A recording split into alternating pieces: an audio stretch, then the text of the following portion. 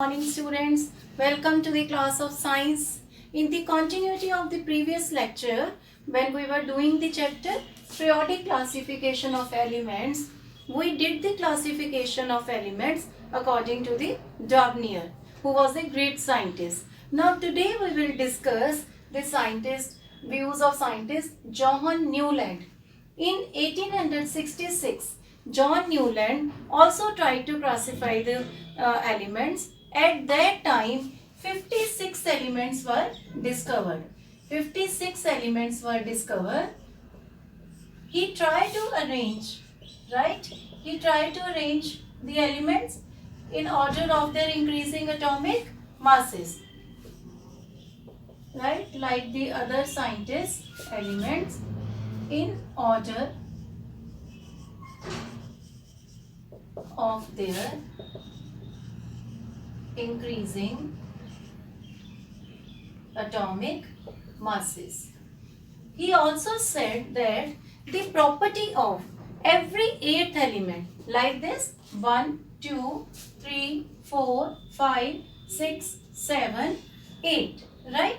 The property of every eighth element is the repetition of property of the first element, right? Property of every eighth element is the repetition of the property of the first element. Like suppose we take the case of lithium. Lithium we consider it as first element. Suppose 1, 2, 3, 4, 5, 6, 7, 8. So sodium will have the properties same as that of the lithium.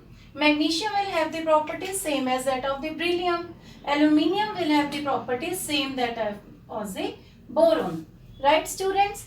He also compared these elements with the octaves of music. That's why this law is known as Newland's law of octave. What were that octaves? Right, we can write sa, re, ga, ma, pa, dha, ni, sa. Again, eighth was sa and first was also sa. So he compared these elements with the octaves of the music. Now there were certain limitations. There were certain limitations of the Newland's law of octaves, as after the calcium, these properties were applicable only up to the calcium. After the calcium, the property that the eighth element's properties will be the repetition of the first were not fit into this theory, right? They were not applicable. This theory was only applicable up to the calcium, right? This theory was applicable only up to the calcium. Second limitation was that Newland thought that these are the only element, but no new element will be discovered. No new element will be discovered.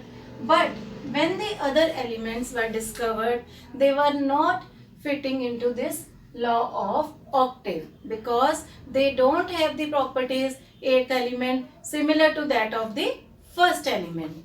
Third limitation was that what Newland did, he put somewhere two elements together, and in that group where the properties of these elements were not similar to the above elements of the group.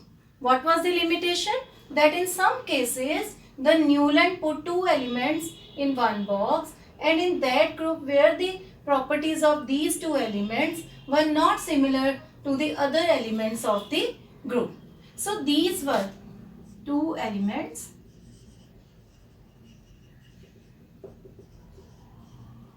in same box, right? So these were the limitations of the Newland's law of octave. So this law did not last forever and it failed.